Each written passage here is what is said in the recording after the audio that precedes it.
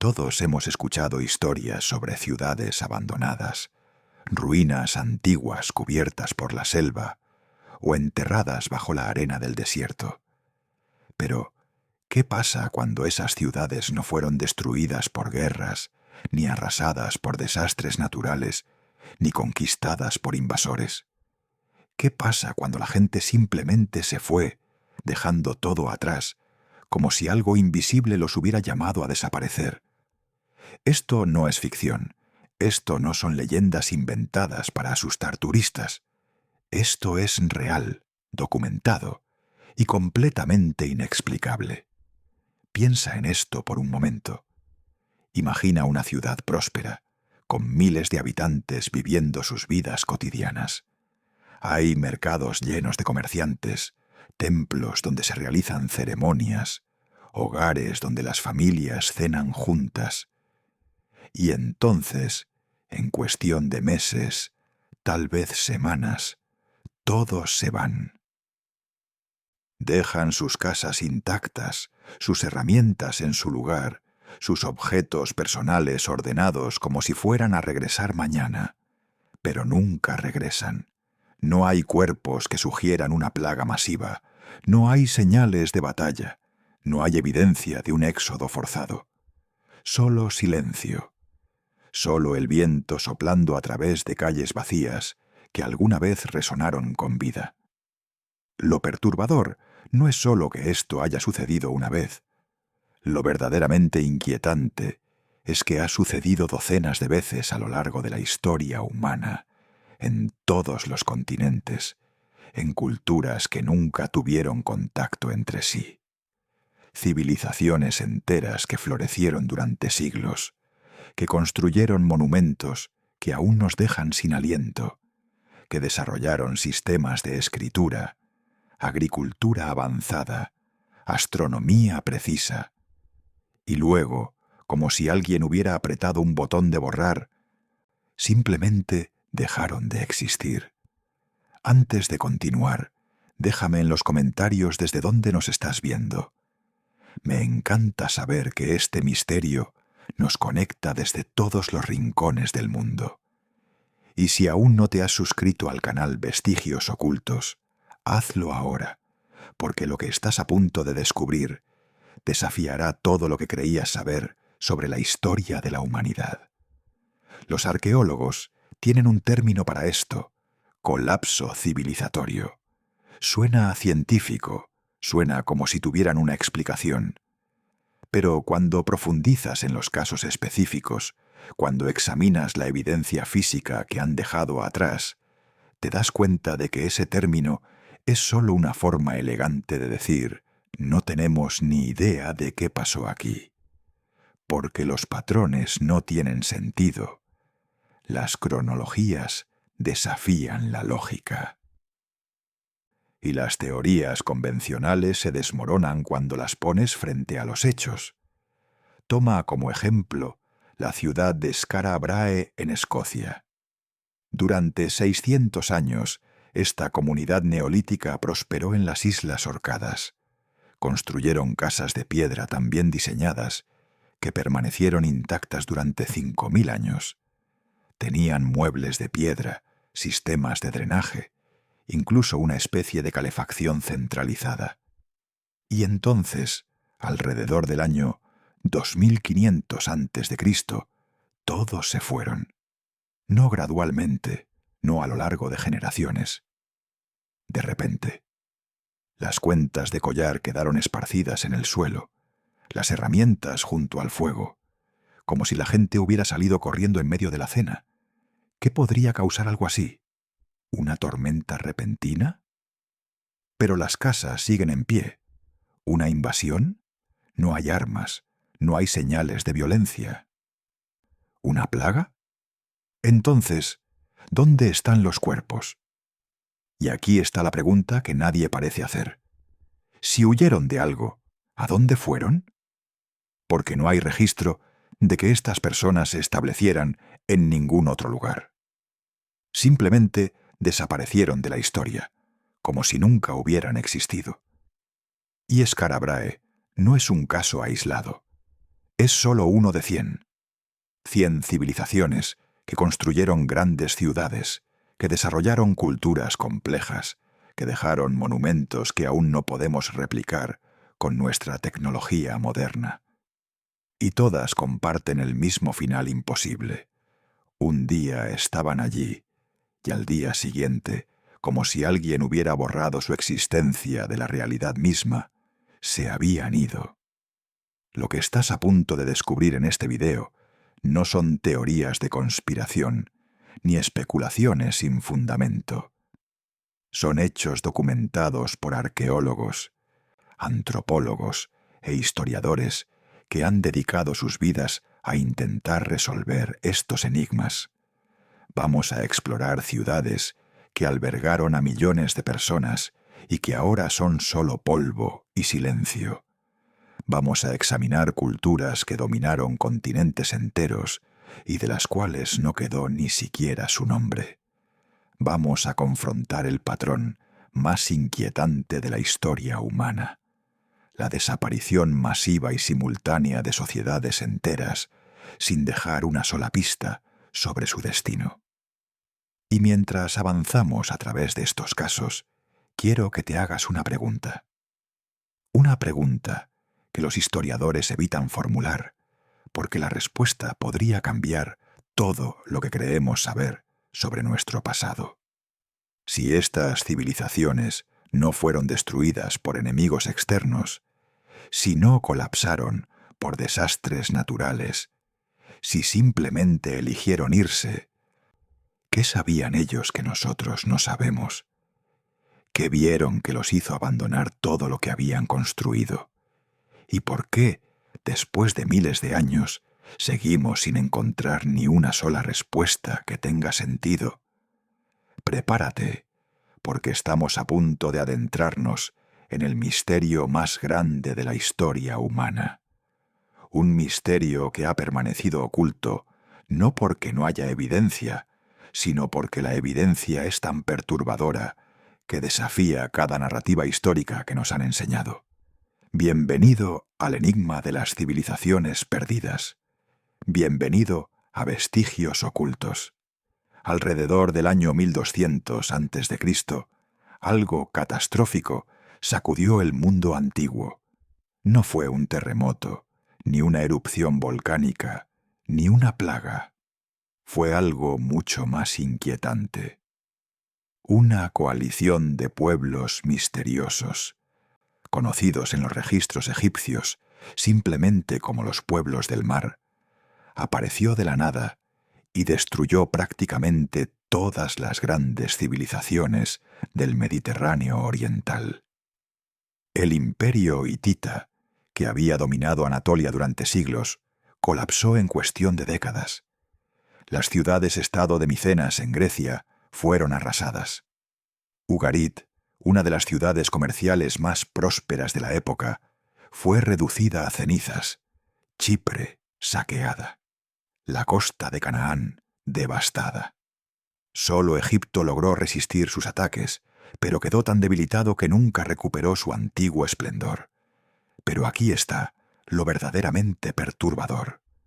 Después de destruir el mundo conocido, después de colapsar imperios que habían existido durante 1000 años, los pueblos del mar simplemente desaparecieron. No hay registro de dónde vinieron antes de sus ataques. No hay evidencia de dónde fueron después. No dejaron ciudades propias, no dejaron inscripciones en su propia lengua, no dejaron tumbas, ni templos, ni artefactos que podamos identificar claramente como suyos. Es como si hubieran sido convocados de la nada con un solo propósito: borrar la edad de bronce del mapa. Y una vez cumplida su misión, se esfumaron de la historia tan misteriosamente como habían aparecido. Las tablillas de arcilla encontradas en Ugarit cuentan una historia aterradora.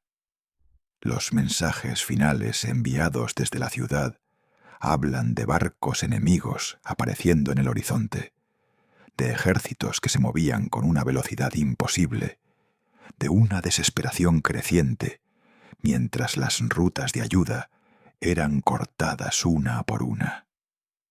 Una tablilla en particular, la última enviada antes de que la ciudad fuera destruida, dice simplemente: los barcos enemigos han sido avistados en el mar. La ciudad está ardiendo. El rey ha huido. Y luego, silencio. Ugarit nunca volvió a ser habitada. Sus bibliotecas, que contenían algunos de los textos más antiguos escritos en alfabeto, quedaron enterradas bajo las ruinas durante 3000 años. ¿Quiénes eran estos invasores? Los egipcios les dieron nombres: los Sherden, los Peleset, los Luca, los Cheker, los Weshesh. Pero estos nombres no nos dicen nada sobre su origen real. Algunos historiadores sugieren que eran refugiados de desastres naturales, migrantes desesperados, que se convirtieron en guerreros por necesidad. Otros proponen que eran piratas organizados, que aprovecharon el caos para saquear las costas. Pero ninguna de estas teorías explica su efectividad militar casi sobrenatural. Estamos hablando de pueblos que no tenían imperios establecidos, que aparentemente no tenían entrenamiento militar formal, y sin embargo lograron derrotar a los ejércitos más poderosos de su tiempo una y otra vez. Los relieves del templo de Medinet Abú en Egipto muestran las batallas entre los egipcios y los pueblos del mar. Las imágenes son impresionantes. Barcos de guerra chocando en combate naval, guerreros con tocados con plumas luchando cuerpo a cuerpo, carros de guerra volcados.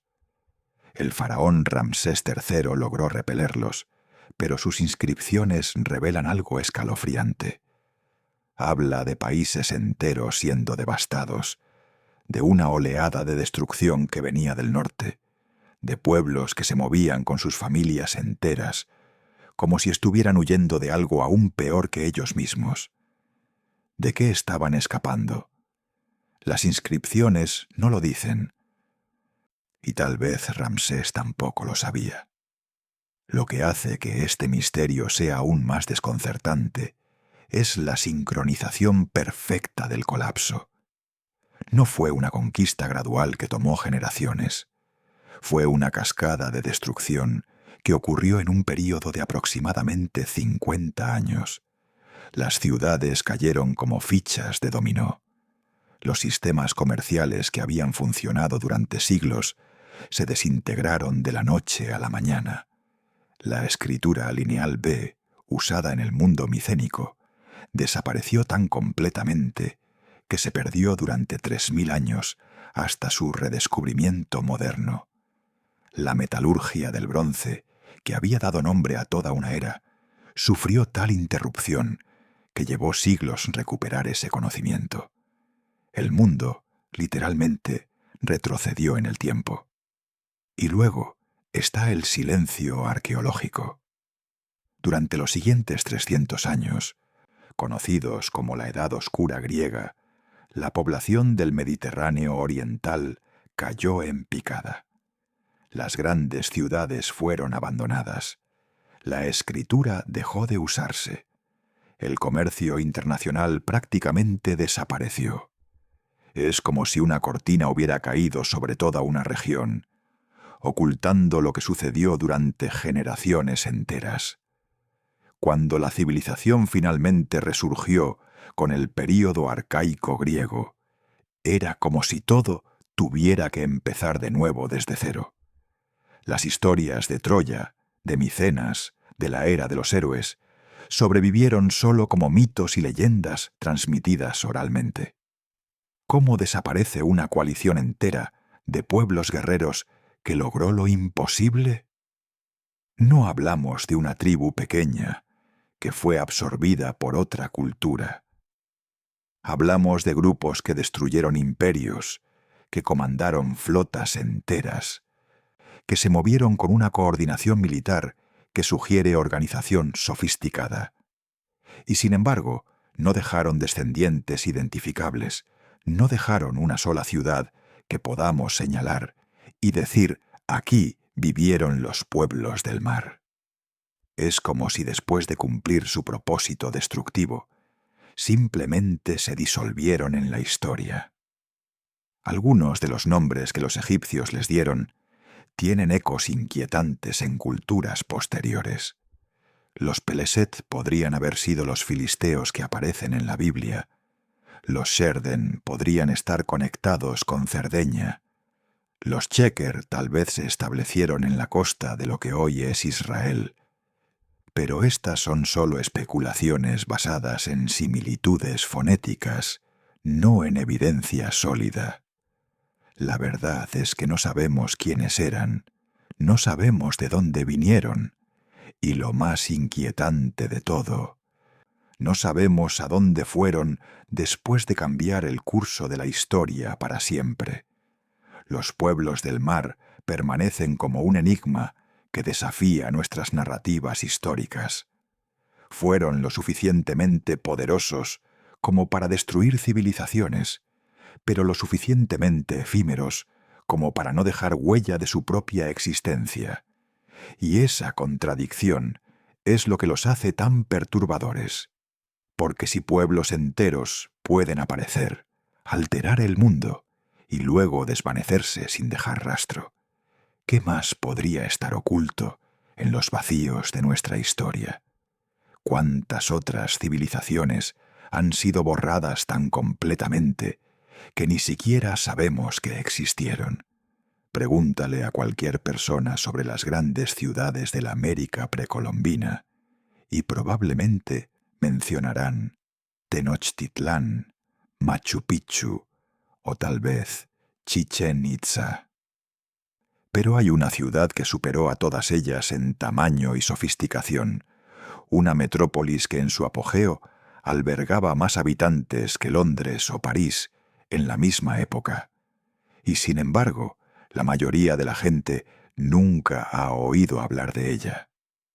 Se llamaba Cahokia y estaba ubicada en lo que hoy es Illinois, justo al otro lado del río Mississippi, desde la actual ciudad de San Luis.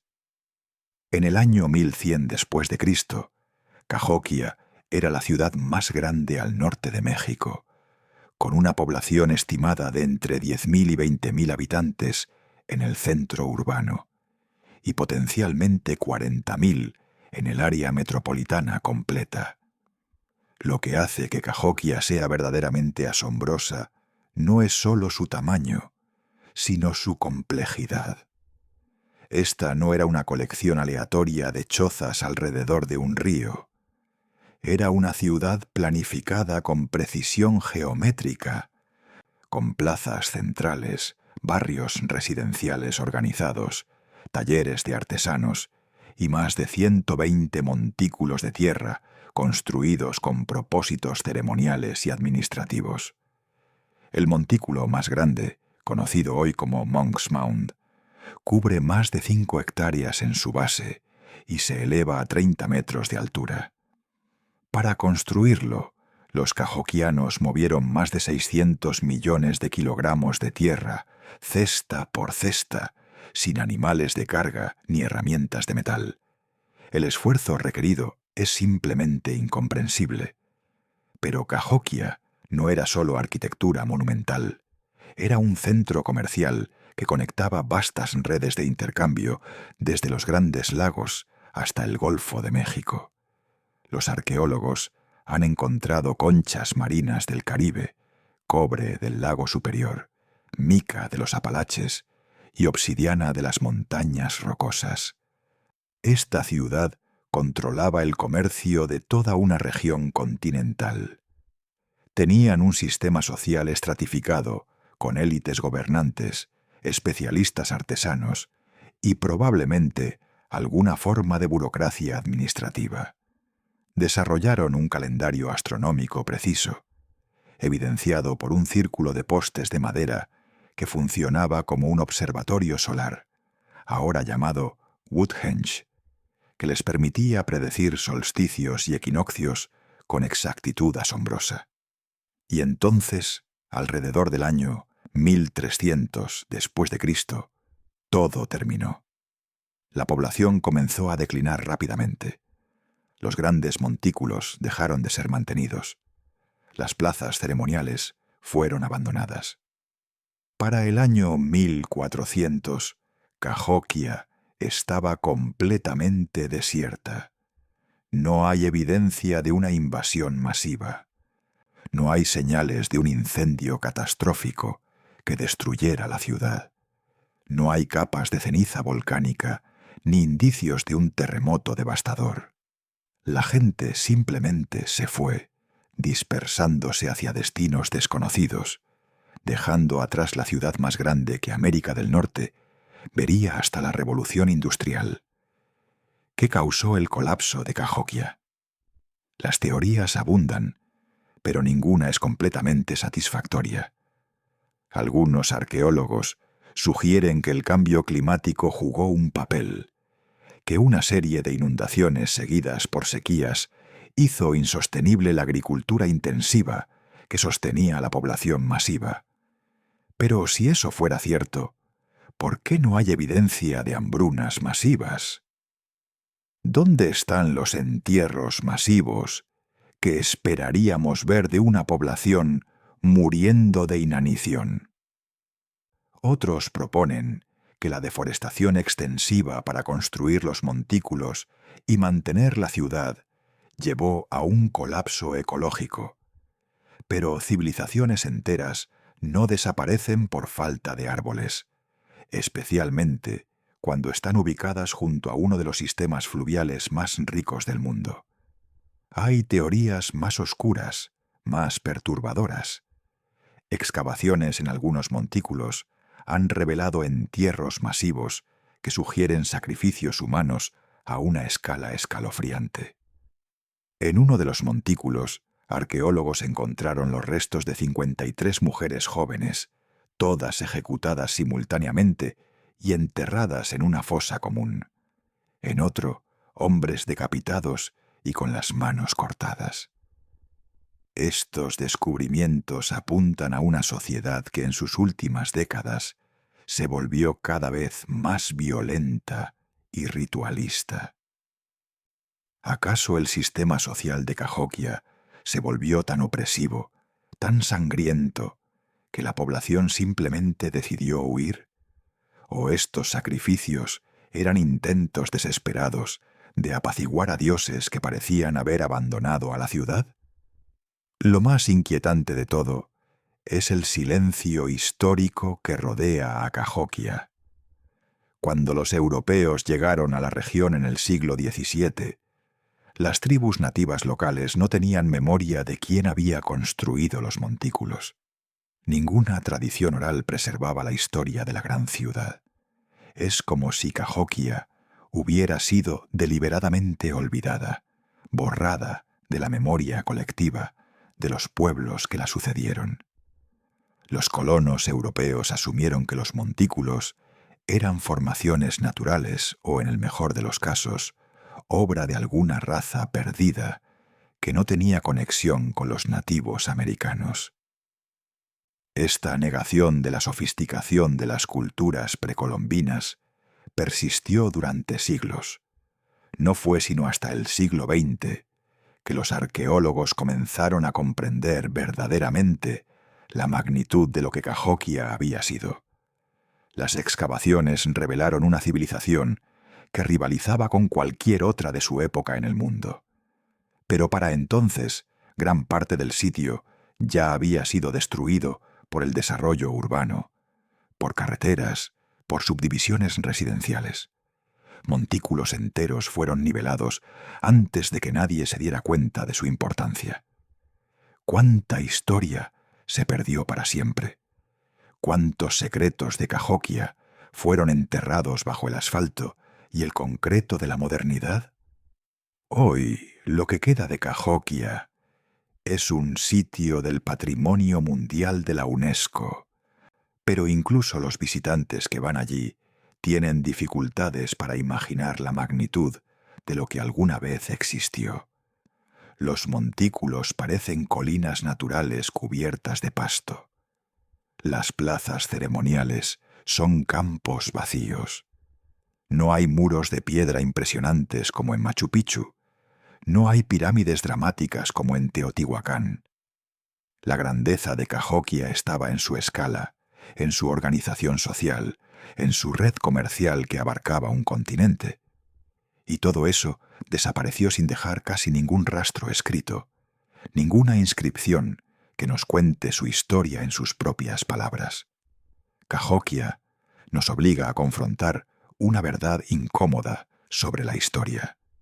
Las civilizaciones pueden alcanzar alturas increíbles de sofisticación y poder, pueden dominar regiones enteras durante siglos, y aún así pueden desaparecer tan completamente que las generaciones futuras ni siquiera recordarán que existieron.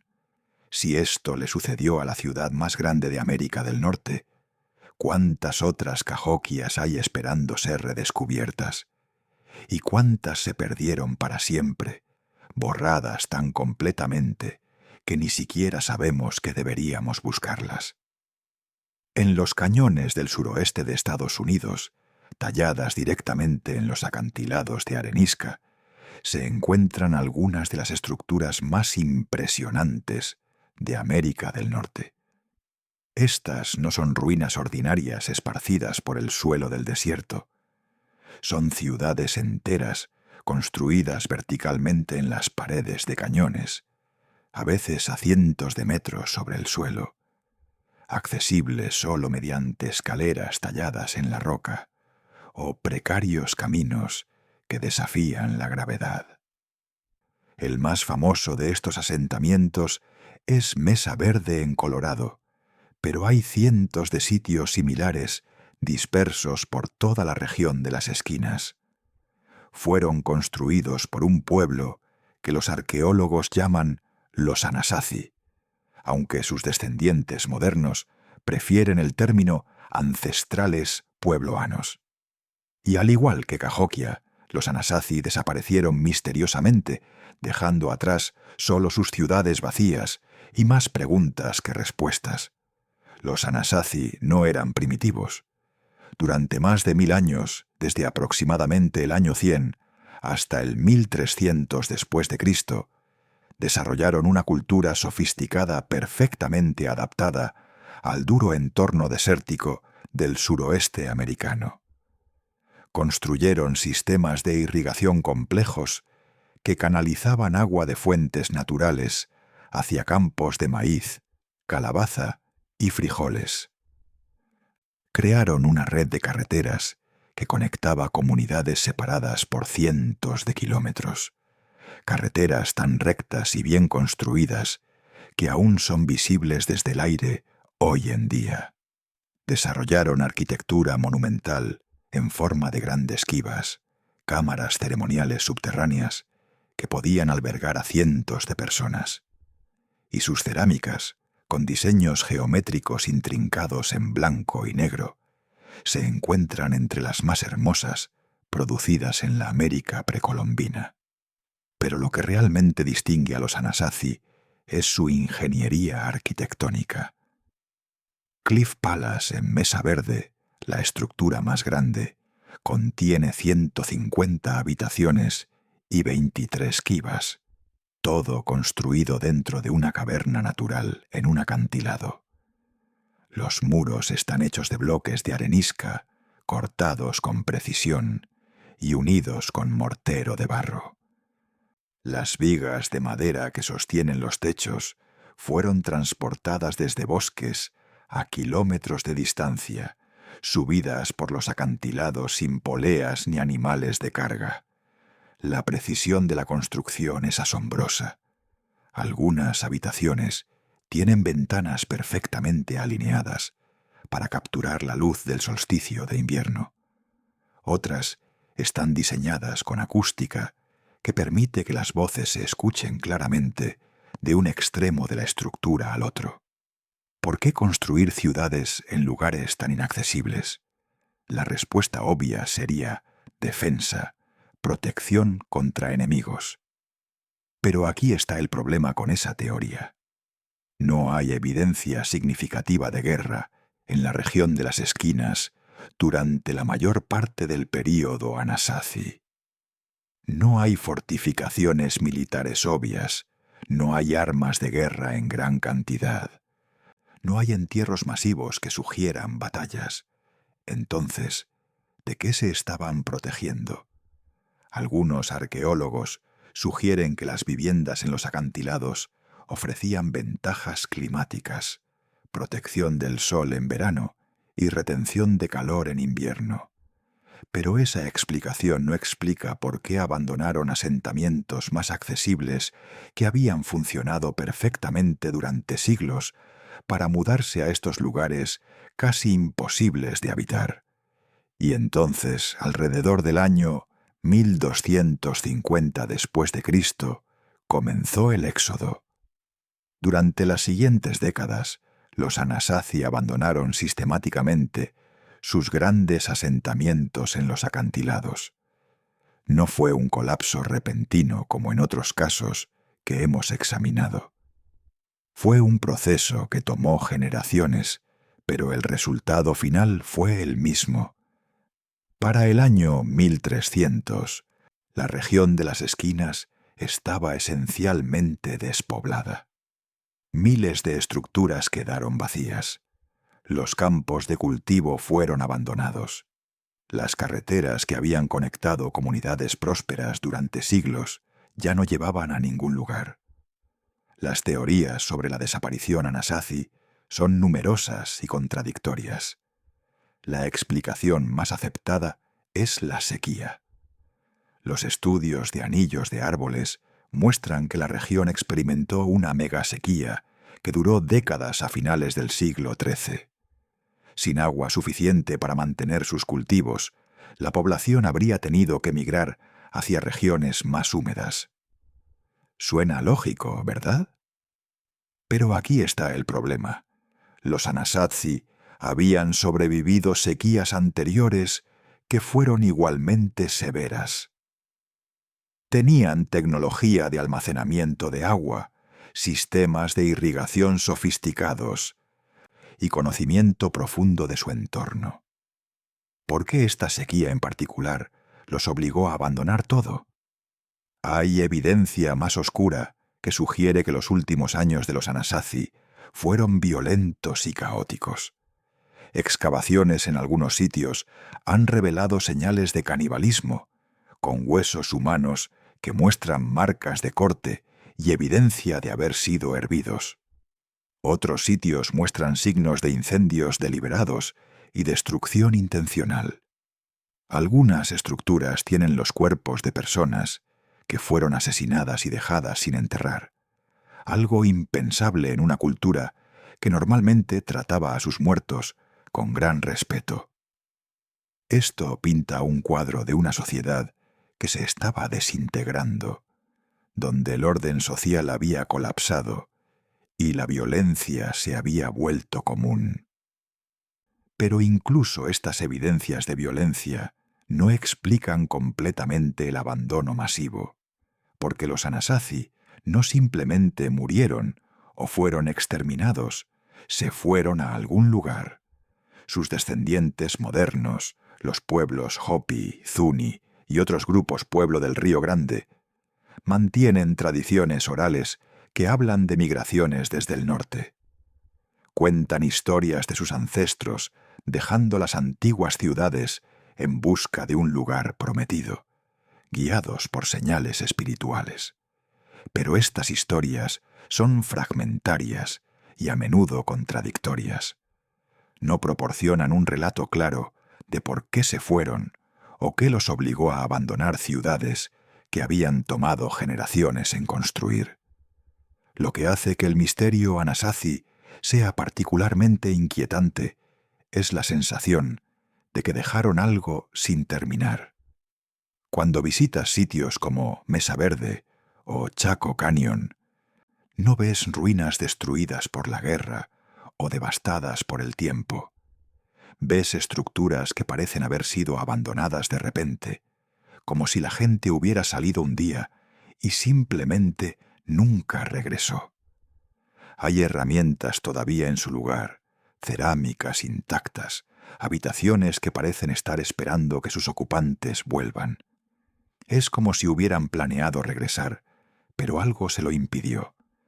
Y aquí está la pregunta que nadie parece poder responder satisfactoriamente. Si los Anasazi se fueron debido a la sequía, o la guerra, o el colapso social, ¿por qué nunca regresaron? Las condiciones climáticas eventualmente mejoraron. La región volvió a ser habitable, pero las grandes ciudades en los acantilados permanecieron vacías. Es como si algo hubiera roto fundamentalmente la conexión entre este pueblo y la tierra que habían habitado durante 1000 años. Como si algo hubiera cambiado tan profundamente que regresar era simplemente imposible, incluso cuando las circunstancias lo permitían. Imagina una civilización tan avanzada que tenía sistemas de alcantarillado y drenaje superiores a los que existirían en Europa 1500 años después. Una cultura que planificaba sus ciudades con una precisión geométrica que haría palidecer a los urbanistas modernos. Una sociedad que aparentemente carecía de reyes, palacios o templos monumentales, y sin embargo logró coordinar la construcción de ciudades idénticas, separadas por cientos de kilómetros. Esto no es especulación ni exageración.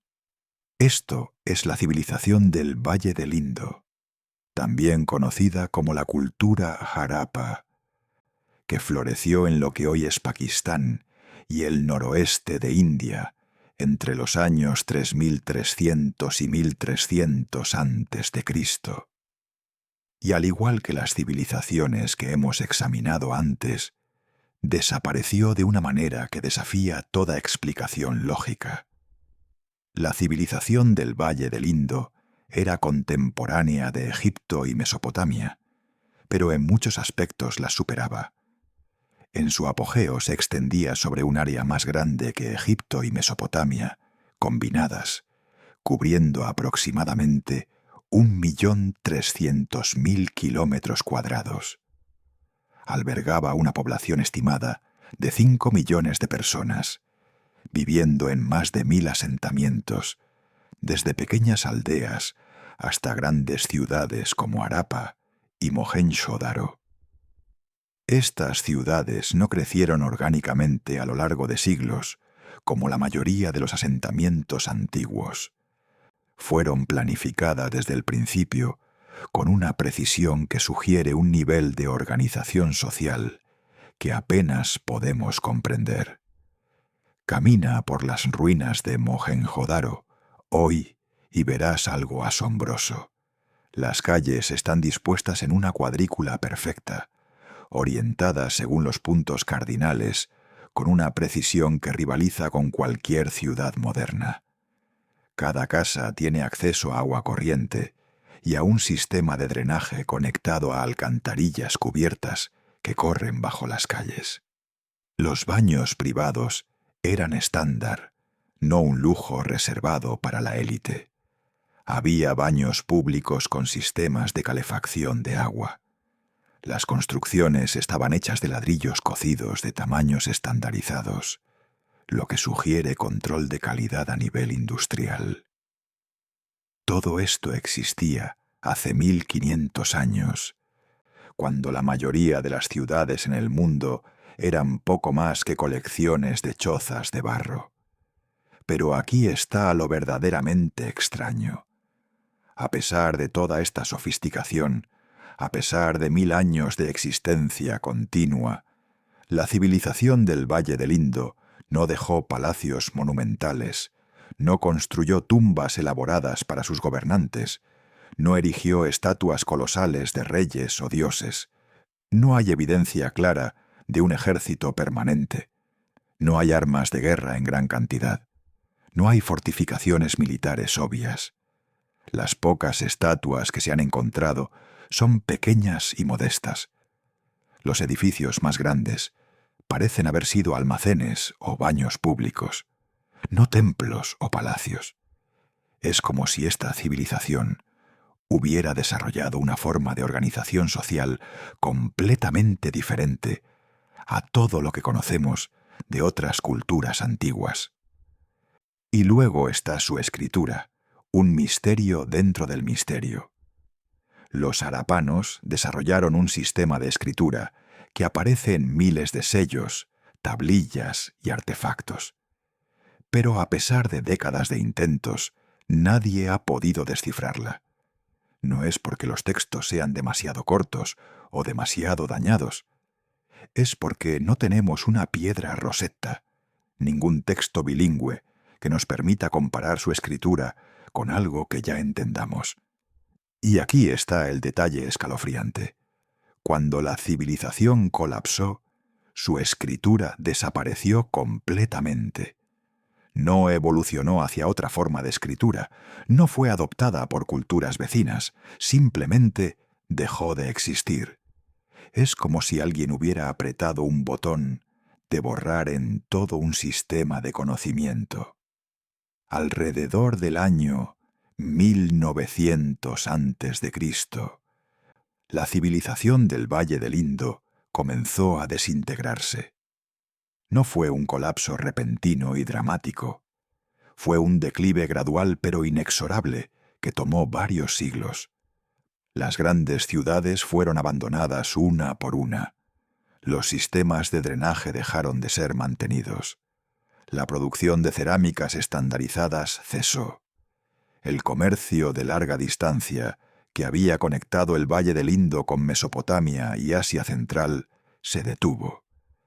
Para el año 1300 a.C., las ciudades estaban esencialmente desiertas. La escritura había desaparecido. La cultura material distintiva de Harappa se había evaporado. Y en su lugar encontramos solo pequeñas aldeas rurales, sin ninguna de la sofisticación urbana que había caracterizado a la civilización durante 1000 años. ¿Qué causó este colapso masivo? Las teorías abundan, pero ninguna es completamente convincente. Durante mucho tiempo, los arqueólogos creyeron que invasores arios del norte conquistaron y destruyeron la civilización. Esta teoría se basaba en esqueletos encontrados en Mohenjo-Daro, que parecían mostrar signos de muerte violenta, y en referencias en textos védicos antiguos a la destrucción de ciudades fortificadas. Pero excavaciones más recientes han demolido esta teoría. Los esqueletos no son contemporáneos entre sí, no muestran signos de batalla organizada, y no hay evidencia de una invasión masiva o conquista militar. La civilización no fue destruida por enemigos externos, simplemente dejó de funcionar. Otra teoría popular sugiere cambios climáticos y ambientales. Se ha propuesto que el río Sarasvati, mencionado en textos védicos como un río poderoso, se secó debido a cambios tectónicos, privando a la región de agua, o que el monzón cambió su patrón, llevando a sequías prolongadas que hicieron insostenible la agricultura. Hay evidencia de que algunas ciudades sufrieron inundaciones repetidas en sus últimas fases. Pero aquí está el problema. La civilización del Valle del Indo había existido durante 1000 años, sobreviviendo múltiples cambios climáticos y ambientales. ¿Por qué este cambio en particular fue diferente? ¿Por qué no se adaptaron como lo habían hecho antes? Algunos investigadores han propuesto que el colapso fue interno, causado por sobreexplotación de recursos, deforestación o salinización de los suelos agrícolas. Otros sugieren que cambios en las rutas comerciales hicieron que las ciudades perdieran su propósito económico. Hay teorías sobre epidemias, aunque no hay evidencia directa de enfermedades masivas. Cada teoría tiene algo de mérito, pero ninguna explica completamente por qué una civilización tan grande, tan estable, tan bien organizada, simplemente se deshizo. Lo más desconcertante es que la población no desapareció. Los descendientes genéticos de los harapanos todavía viven en la región. Pero su cultura, su forma de vida urbana sofisticada, su escritura, su arquitectura distintiva, todo eso se perdió. Es como si hubieran sufrido una amnesia colectiva, olvidando todo lo que los había hecho únicos. Cuando las ciudades fueron redescubiertas en el siglo XIX, las poblaciones locales no tenían idea de quién las había construido. No había tradiciones orales preservando la memoria de Jarapa. No había leyendas sobre las grandes ciudades del pasado. El silencio era absoluto. La civilización del Valle del Indo nos confronta con una posibilidad aterradora: que la sofisticación y el avance tecnológico no garantizan la supervivencia. Que civilizaciones enteras pueden alcanzar niveles asombrosos de organización social y luego perder todo ese conocimiento en cuestión de generaciones. Y lo más inquietante de todo, que pueden hacerlo sin dejar un solo registro escrito que explique qué salió mal o por qué decidieron abandonar todo lo que habían construido. Petra es probablemente una de las ruinas antiguas más reconocibles del mundo. Esa fachada monumental tallada en roca rosa, conocida como el Tesoro, ha aparecido en incontables películas y documentales. Miles de turistas la visitan cada año, maravillados por la artesanía imposible de sus constructores. Pero aquí está lo que la mayoría de la gente no sabe. Petra no es solo una tumba tallada en roca, es la capital de un reino entero que dominó el comercio del Medio Oriente durante siglos.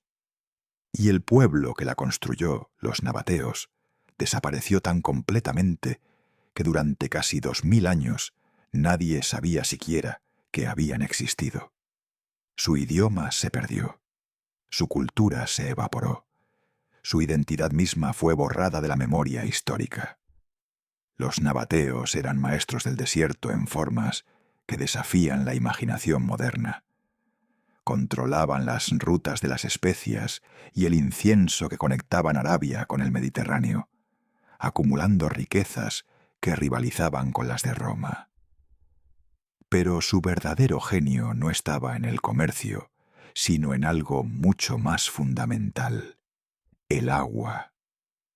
En una de las regiones más áridas del planeta, los nabateos desarrollaron sistemas hidráulicos tan sofisticados que podían sostener una ciudad de 30.000 habitantes en medio del desierto. Construyeron cisternas talladas en roca que capturaban cada gota de lluvia. Crearon canales que transportaban agua a través de kilómetros de terreno montañoso.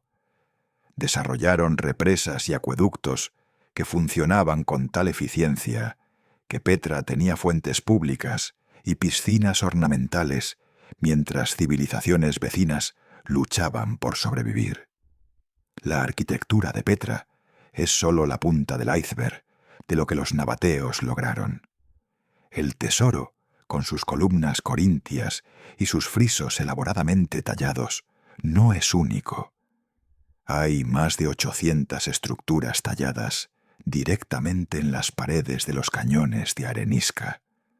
Tumbas monumentales, templos, teatros, viviendas, todo esculpido con una precisión que hace que te preguntes cómo lo lograron con las herramientas disponibles en aquella época. Pero lo más impresionante no es la belleza de las fachadas, sino la ingeniería detrás de ellas. Los nabateos entendían la geología de la roca, sabían exactamente dónde tallar para evitar colapsos, cómo crear ventilación natural en espacios cerrados, cómo dirigir el agua de lluvia lejos de las estructuras para prevenir erosión. Durante casi 400 años, desde aproximadamente el siglo IV a.C. hasta el año 106 después de Cristo, los nabateos prosperaron. Su reino se extendía desde el sur de Siria hasta el norte de Arabia, controlando territorios estratégicos que toda potencia regional codiciaba. Resistieron múltiples intentos de conquista. Los seleucidas intentaron someterlos y fallaron. Los asmoneos lo intentaron y también fallaron. Incluso Roma, en sus primeros encuentros con los nabateos, no pudo conquistarlos militarmente. Los nabateos eran diplomáticos astutos que jugaban a las grandes potencias entre sí, manteniendo su independencia mediante una mezcla de alianzas estratégicas y control monopolístico del comercio. Pero entonces algo cambió. En el año 106 después de Cristo, el emperador romano Trajano anexó el reino nabateo sin resistencia documentada. No hay registro de batallas masivas, no hay evidencia de un asedio prolongado de Petra. Simplemente se convirtió en la provincia romana de Arabia Petraea. Y aquí comienza la verdadera desaparición. Porque la anexión romana no destruyó a los nabateos físicamente, pero los borró culturalmente de una manera que resulta escalofriante. Su idioma, una variante del arameo con escritura propia, dejó de usarse en cuestión de generaciones. Sus dioses fueron sincretizados con deidades grecorromanas hasta volverse irreconocibles. Sus costumbres, su forma de vida, su identidad como pueblo, todo se disolvió en la cultura romana dominante. Petra misma continuó siendo habitada durante siglos después de la anexión romana, pero su papel cambió drásticamente. Ya no era la capital comercial de un reino independiente. Las rutas comerciales se reorientaron, favoreciendo puertos marítimos sobre las antiguas rutas terrestres del desierto.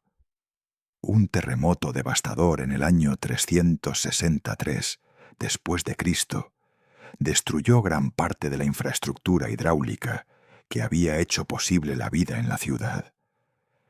Otro terremoto en el año 551 causó aún más daño. La población disminuyó drásticamente. Para el siglo VII, cuando los árabes musulmanes conquistaron la región, Petra era poco más que una aldea rural. Y luego, incluso ese último vestigio de ocupación desapareció. Durante los siguientes 1200 años, Petra fue conocida solo por tribus beduinas locales que la usaban ocasionalmente como refugio. El mundo occidental la había olvidado completamente. Las referencias antiguas a una gran ciudad tallada en roca eran consideradas exageraciones o leyendas. No fue sino hasta 1812 que el explorador suizo Johann Ludwig Burckhardt redescubrió Petra para Occidente, disfrazándose de peregrino árabe para acceder al sitio. Cuando sus descripciones fueron publicadas, causaron sensación. Los europeos no podían creer que una civilización tan avanzada hubiera existido y luego desaparecido tan completamente de la memoria histórica. Pero el redescubrimiento de Petra como sitio arqueológico no resolvió el misterio de los nabateos. Porque a pesar de décadas de excavaciones, todavía sabemos sorprendentemente poco sobre ellos. No dejaron textos extensos en su propio idioma. No tenemos historias nabateas escritas por nabateos. Todo lo que sabemos proviene de fuentes externas, principalmente griegas y romanas, que los mencionan solo tangencialmente. Es como si los nabateos hubieran sido deliberadamente borrados de la historia, no por conquista violenta, sino por algo mucho más insidioso: asimilación cultural total. Lo que hace que la desaparición nabatea sea particularmente perturbadora es que no fue repentina. No hubo un evento catastrófico único que los eliminara. Fue un proceso gradual de erosión cultural que tomó siglos. Primero, perdieron su independencia política. Luego, su idioma cayó en desuso. Sus prácticas religiosas fueron absorbidas por sistemas de creencias más amplios. Sus técnicas de construcción y gestión del agua, que habían sido únicas y revolucionarias, fueron olvidadas. Y, finalmente, incluso su nombre desapareció, reemplazado por el término genérico de árabes que los romanos usaban para todos los pueblos del desierto. Piensa en las implicaciones de esto. Los nabateos no eran una tribu pequeña o una cultura marginal. Eran un reino poderoso que acumuló inmensa riqueza, que desarrolló tecnologías únicas, que construyó una de las ciudades más impresionantes del mundo antiguo. Y sin embargo, fueron absorbidos tan completamente por Roma que para cuando los historiadores modernos comenzaron a estudiar la región, los nabateos eran apenas una nota al pie en textos antiguos. Si esto puede sucederle a una civilización tan prominente, ¿cuántas otras culturas han sido borradas de esta manera?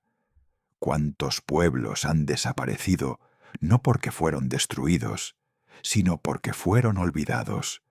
Petra permanece hoy como un monumento a una civilización perdida, pero también como una advertencia. Nos recuerda que la grandeza arquitectónica no garantiza la inmortalidad cultural, que puedes tallar tu legado en piedra y aún así ser olvidado, y que la historia la escriben los conquistadores, no los conquistados, lo que significa que incontables civilizaciones pueden haber existido y desaparecido sin dejar más que ruinas silenciosas que ya nadie puede interpretar. En las junglas de Veracruz y Tabasco, en México, enterradas bajo siglos de vegetación tropical, yacen algunas de las esculturas más enigmáticas del mundo antiguo.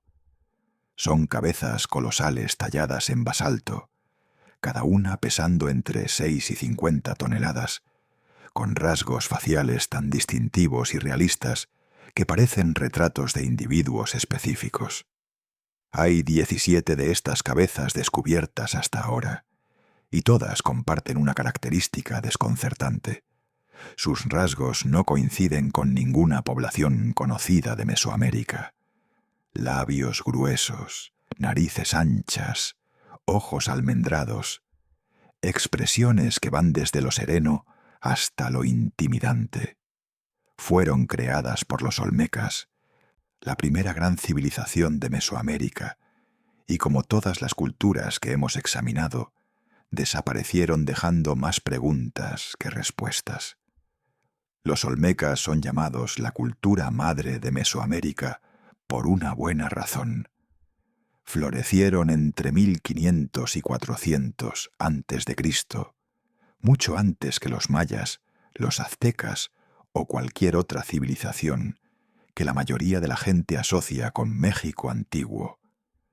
Prácticamente todos los elementos culturales que definirían a Mesoamérica durante los siguientes 3000 años tienen sus raíces en los olmecas. El juego de pelota ritual, las pirámides escalonadas, el uso de jade como material precioso, el calendario complejo, la escritura jeroglífica, el concepto del cero, incluso el culto a la serpiente emplumada, que más tarde se convertiría en Quetzalcóatl. Todo comenzó con los olmecas. Y sin embargo sabemos menos sobre ellos que sobre casi cualquier otra civilización mesoamericana. La capital olmeca más importante era La Venta, una ciudad construida sobre una isla en medio de pantanos costeros. En su apogeo, alrededor del año 900 a.C., La Venta era la ciudad más grande y sofisticada de Mesoamérica. Su pirámide principal, una estructura cónica que se eleva a 30 metros de altura, fue el edificio más grande de su tiempo en toda América. Pero lo que hace que La Venta sea verdaderamente asombrosa no son sus monumentos visibles, sino lo que está enterrado debajo de ellos. Los arqueólogos han descubierto ofrendas masivas enterradas profundamente bajo las plazas ceremoniales. Mosaicos gigantes hechos de bloques de serpentina, representando máscaras jaguar, luego cuidadosamente enterrados, como si el acto de ocultarlos fuera más importante que exhibirlos. ¿Por qué invertir tanto esfuerzo en crear arte monumental solo para enterrarlo donde nadie lo vería?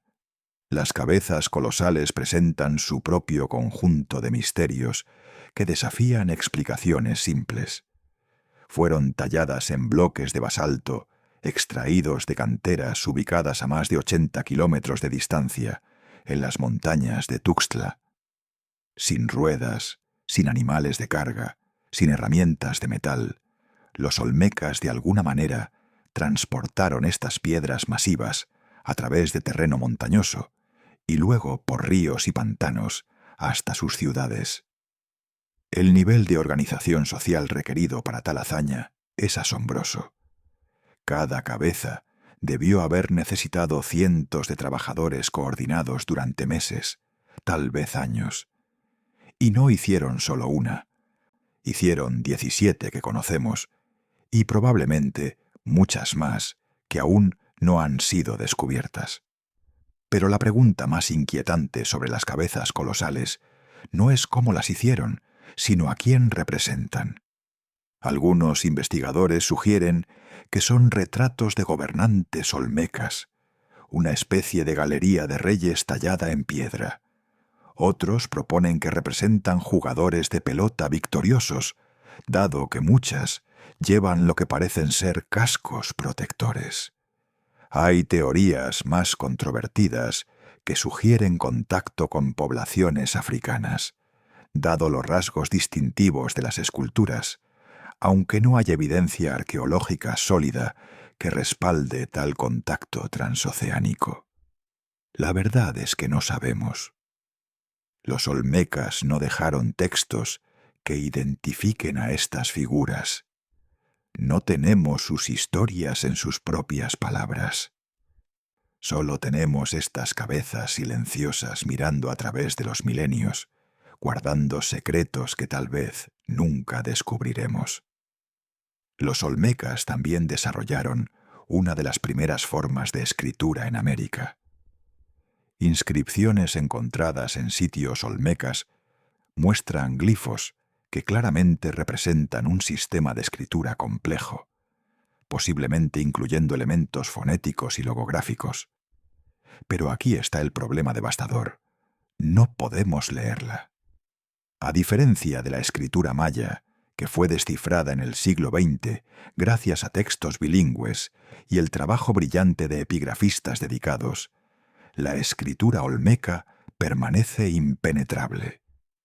Hay muy pocas inscripciones, están muy erosionadas, y no tenemos nada que nos permita compararlas con idiomas conocidos. Es como tener un libro de una biblioteca perdida, pero no poder abrir ni una sola página. Alrededor del año 400 a.C., la civilización olmeca comenzó a colapsar. Los grandes centros ceremoniales fueron abandonados sistemáticamente. San Lorenzo, el sitio olmeca más antiguo, fue destruido de una manera particularmente violenta. Los monumentos fueron deliberadamente desfigurados, las cabezas colosales fueron enterradas, las estelas fueron rotas. Esto no parece obra de invasores externos, sino más bien una destrucción ritual, como si los propios olmecas estuvieran borrando su propio legado. La venta siguió funcionando un poco más, pero eventualmente también fue abandonada. Para el año 300 a.C., la civilización olmeca había desaparecido efectivamente. ¿Qué causó su colapso? Las teorías van desde cambios ambientales hasta guerras internas y agotamiento de recursos.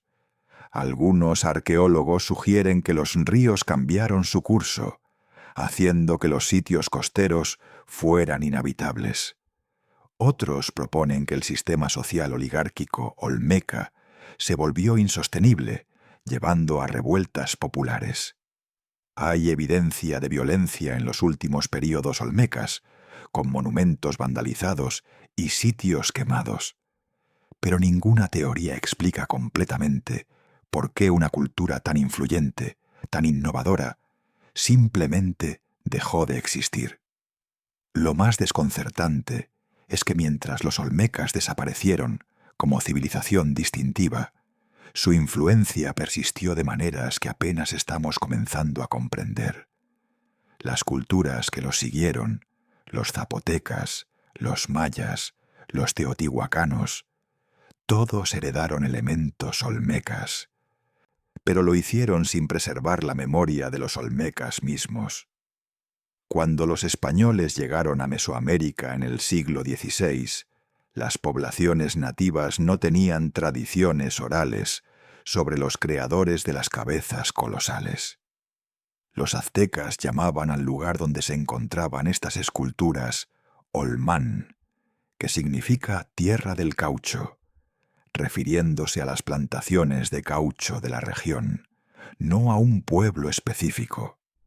No fue sino hasta el siglo XX que los arqueólogos comenzaron a reconstruir la existencia de la civilización olmeca. Los olmecas nos enfrentan a una paradoja desconcertante. Fueron fundamentales para el desarrollo de toda la civilización mesoamericana posterior, influyeron en todo lo que vino después, y sin embargo fueron olvidados tan completamente que ni siquiera su nombre real sobrevivió. Somos nosotros, arqueólogos modernos, quienes los llamamos olmecas, un nombre prestado de una cultura náhuatl muy posterior. No sabemos cómo se llamaban a sí mismos, qué idioma hablaban, qué historias contaban sobre su origen. Una civilización entera, reducida a monumentos mudos y artefactos sin contexto, esperando en la jungla que alguien recuerde que alguna vez existieron. Todos hemos escuchado la historia de la Atlántida, la isla legendaria que supuestamente se hundió bajo las olas en una sola noche catastrófica. La mayoría la descarta como ficción, un cuento filosófico inventado por Platón, para ilustrar un punto sobre la arrogancia y la decadencia moral. Pero aquí está lo que raramente se menciona. La historia de civilizaciones insulares desapareciendo bajo el océano no es única a la Atlántida. A lo largo de la historia registrada, hay docenas de referencias a islas enteras que existieron, que fueron habitadas, que aparecen en mapas antiguos y que luego simplemente desaparecieron. Algunas se hundieron durante catástrofes documentadas. Otras fueron mencionadas por navegantes confiables y luego nunca vueltas a encontrar. Y la pregunta inquietante es, ¿cuántas civilizaciones completas yacen ahora bajo los océanos, borradas tan completamente que solo quedan leyendas? Comencemos con casos documentados, no con mitos. La isla de Santorini en el mar Egeo era parte de una civilización minoica próspera, hasta aproximadamente el año 1600 a.C. Entonces ocurrió una de las erupciones volcánicas más catastróficas de la historia humana registrada. La erupción fue tan masiva que literalmente voló la isla en pedazos, dejando solo un anillo de tierra alrededor de una caldera inundada. Las olas del tsunami generado por la erupción alcanzaron alturas de hasta 40 metros, arrasando las costas del Mediterráneo oriental. Ciudades enteras fueron enterradas bajo metros de ceniza volcánica en cuestión de horas. Akrotiri, una ciudad minoica en Santorini, quedó preservada como una Pompeya prehistórica, sus edificios de múltiples pisos intactos, sus frescos vibrantes todavía visibles, pero completamente despoblada. ¿A dónde fueron los habitantes? No hay cuerpos, no hay evidencia de pánico masivo. Es como si hubieran tenido advertencia y simplemente evacuaron. Pero entonces, ¿por qué nunca regresaron?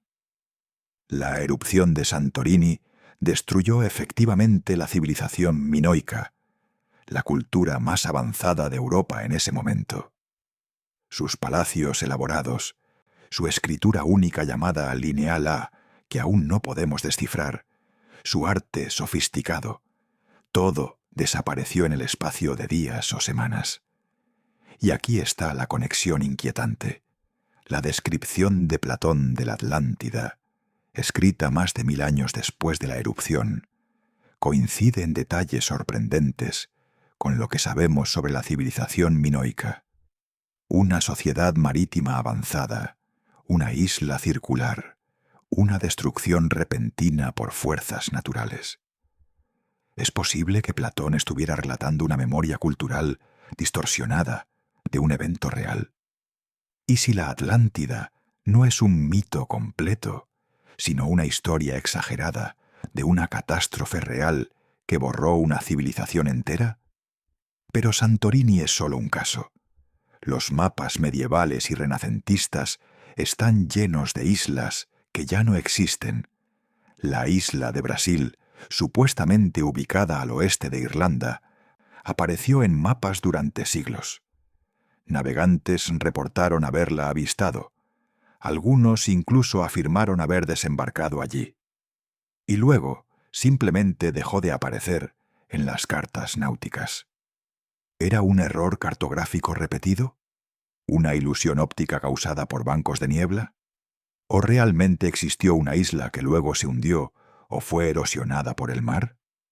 Sin expediciones submarinas exhaustivas, nunca lo sabremos con certeza. Luego está el caso de Doggerland, que no es leyenda, sino hecho científico documentado. Durante la última edad de hielo, el nivel del mar era aproximadamente 120 metros más bajo que hoy. Esto significaba que una vasta extensión de tierra conectaba Gran Bretaña con Europa continental, cubriendo lo que ahora es el Mar del Norte. Doggerland no era un desierto estéril. Era tierra habitable con ríos, lagos, bosques y una población humana significativa. Los arqueólogos han recuperado herramientas de piedra, huesos de animales cazados y evidencia de asentamientos humanos del fondo del Mar del Norte. Estas personas vivían en lo que era probablemente una de las regiones más ricas y fértiles de Europa. Y entonces, hace aproximadamente 8000 años, el hielo se derritió, el nivel del mar subió rápidamente, y Doggerland desapareció bajo las olas en cuestión de siglos, tal vez incluso décadas, en algunas áreas. ¿Cuántas personas vivían en Doggerland cuando comenzó a hundirse? ¿Miles? ¿Decenas de miles? Desarrollaron culturas distintivas, tecnologías únicas, historias y tradiciones que se perdieron cuando el mar los tragó? La respuesta es que probablemente sí, pero nunca lo sabremos, porque todo quedó bajo metros de agua y sedimento. Y Doggerland no es único. Beringia, el puente terrestre que conectaba Asia con América, también fue inundada. Sunda, la plataforma continental del sudeste asiático que conectaba Indonesia con el continente, desapareció bajo el océano. En cada caso, estamos hablando de áreas del tamaño de países modernos que simplemente dejaron de existir. Lemuria es otro caso fascinante, aunque más especulativo. En el siglo XIX, algunos científicos propusieron la existencia de un continente perdido en el Océano Índico para explicar la distribución de lémures fósiles entre Madagascar, India y África. Aunque la teoría fue descartada con el desarrollo de la tectónica de placas, la idea capturó la imaginación popular. Textos teosóficos expandieron Lemuria hasta convertirla en una civilización avanzada que supuestamente existió hace millones de años. Mientras que esta versión mística no tiene base científica, el concepto subyacente no es completamente absurdo: que masas de tierra significativas pueden hundirse y que culturas enteras pueden desaparecer con ellas. La realidad geológica es que el nivel del mar ha fluctuado dramáticamente a lo largo de la historia humana. durante las glaciaciones, caía hasta 150 metros por debajo del nivel actual. Durante períodos interglaciares subía significativamente. Estas fluctuaciones significaban que las costas, donde históricamente se han concentrado las poblaciones humanas, cambiaban constantemente.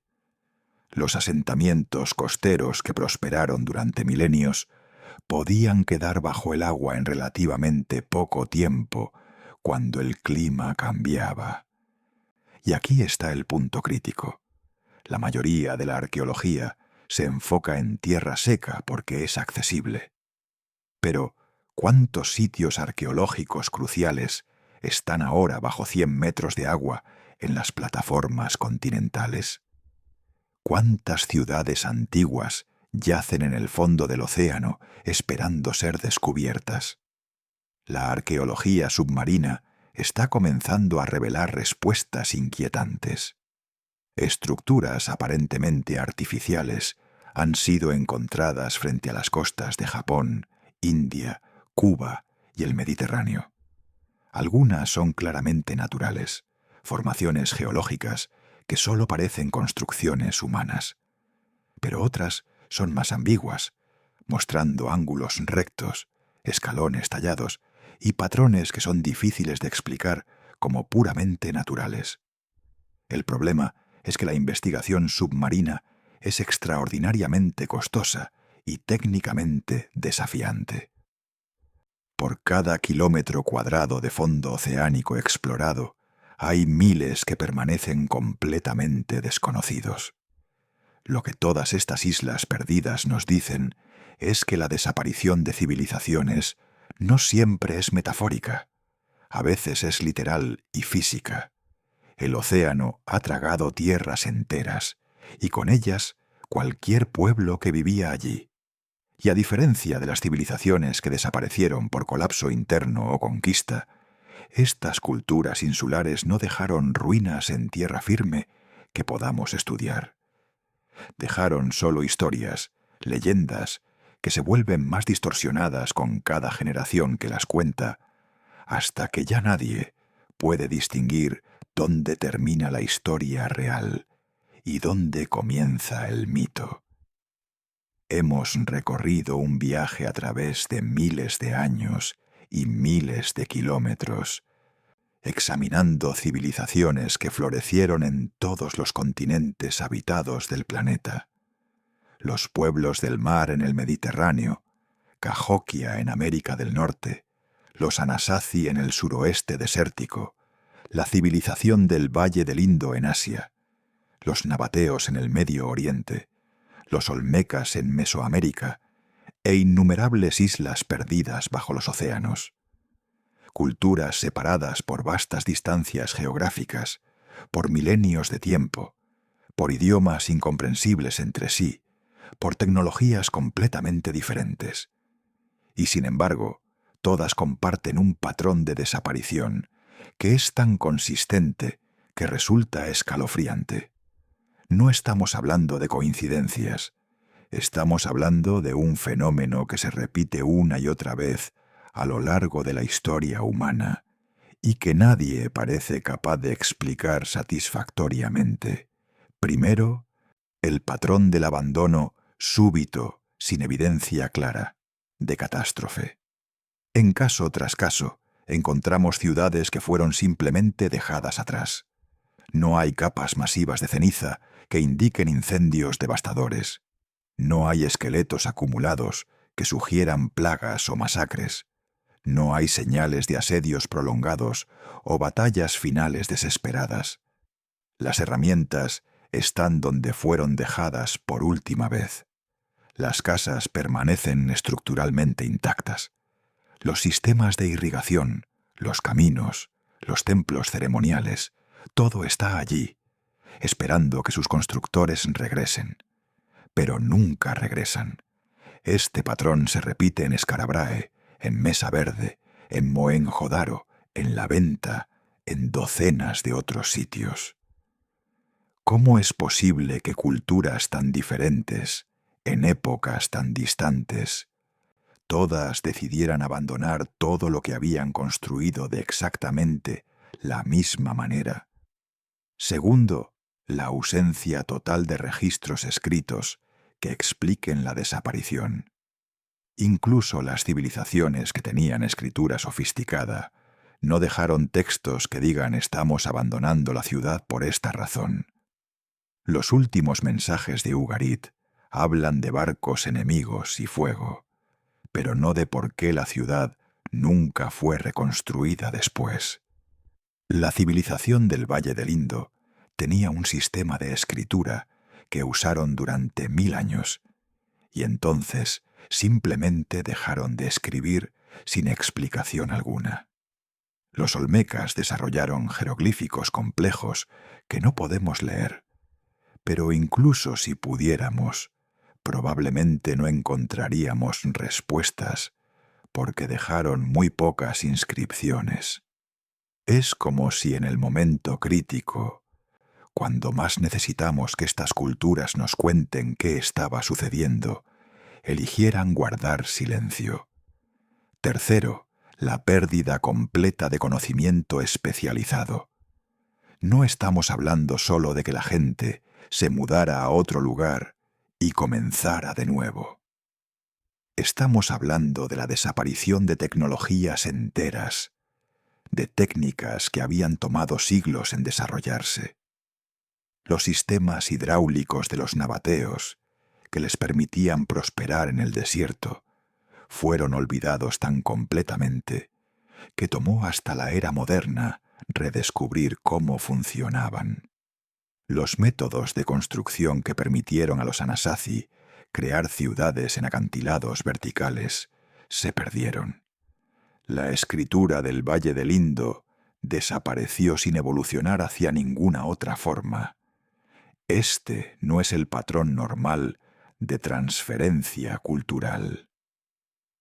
Cuando una civilización es conquistada o absorbida por otra, sus conocimientos generalmente son incorporados o al menos parcialmente preservados. Pero en estos casos es como si hubiera ocurrido un corte limpio, una amnesia cultural deliberada. Cuarto, y tal vez lo más perturbador, es la sincronización. Muchas de estas desapariciones no ocurrieron de forma aislada. Ocurrieron durante períodos de colapso civilizatorio generalizado. La Edad de Bronce terminó con múltiples civilizaciones, colapsando simultáneamente alrededor del año 1200 a.C. El período entre el año 250 y 550 después de Cristo vio el colapso de múltiples imperios desde Roma hasta la dinastía Han en China. El siglo XIV después de Cristo fue testigo de abandonos masivos en América del Norte y cambios dramáticos en todo el mundo. Es posible que estas desapariciones no sean eventos aislados, sino parte de crisis globales que afectaron a múltiples sociedades simultáneamente. Y si es así, ¿qué podría causar tal sincronización a escala planetaria? Las explicaciones convencionales siempre apuntan a factores locales.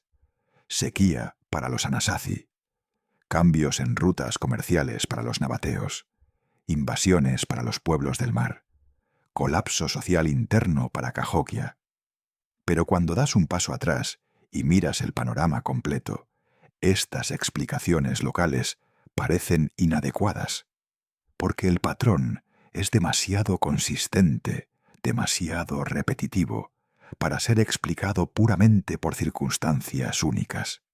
Hay algo más profundo sucediendo aquí, algo que conecta estas desapariciones a través del tiempo y el espacio de maneras que apenas estamos comenzando a comprender. Algunos investigadores han propuesto teorías de cambio climático global como el factor unificador. Los patrones de sequía, las fluctuaciones de temperatura, los cambios en los monzones, todo esto puede rastrearse en registros climáticos antiguos. Y es cierto que muchos colapsos civilizatorios coinciden con periodos de estrés ambiental, Pero aquí está el problema con esa explicación. Los humanos son notablemente adaptables. Hemos sobrevivido edades de hielo, sequías masivas, inundaciones catastróficas. ¿Por qué estas civilizaciones particulares no se adaptaron cuando claramente tenían la tecnología y la organización social para hacerlo? ¿Por qué eligieron abandonar en lugar de persistir? Otros señalan factores sociales internos, que las sociedades complejas eventualmente se vuelven insostenibles, que la estratificación social crea tensiones que llevan al colapso, que la explotación de recursos eventualmente alcanza límites críticos.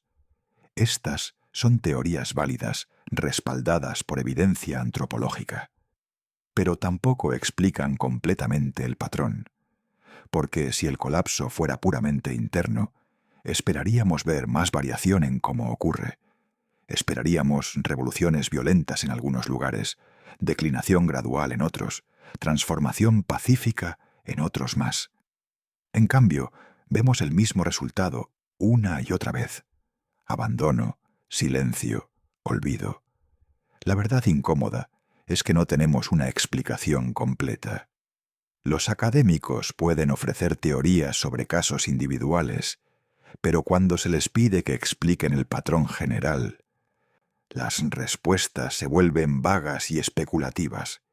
Y tal vez esa es la lección más importante que estas civilizaciones perdidas nos enseñan: que la historia humana está llena de vacíos, de períodos enteros donde no sabemos qué sucedió o por qué.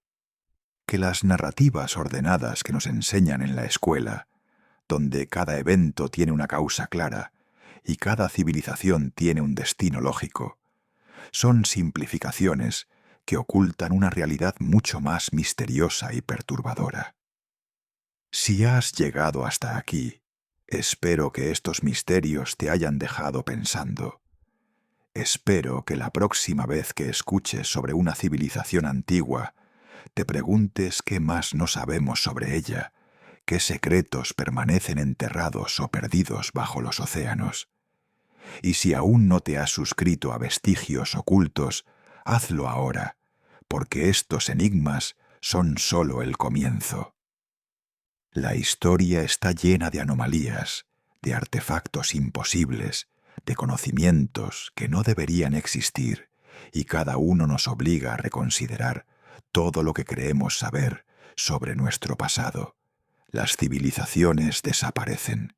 Es un hecho inevitable de la historia humana, pero la forma en que desaparecen, el patrón consistente que hemos explorado, sugiere que hay fuerzas en juego que aún no comprendemos completamente. Fuerzas que pueden hacer que sociedades enteras, con todos sus conocimientos y logros, simplemente se desvanezcan como si nunca hubieran existido. Y eso debería hacernos reflexionar sobre nuestra propia civilización, sobre su fragilidad, sobre cuán fácilmente todo lo que hemos construido podría convertirse en otro misterio para futuros arqueólogos que se pregunten qué nos sucedió y por qué desaparecimos sin dejar respuestas.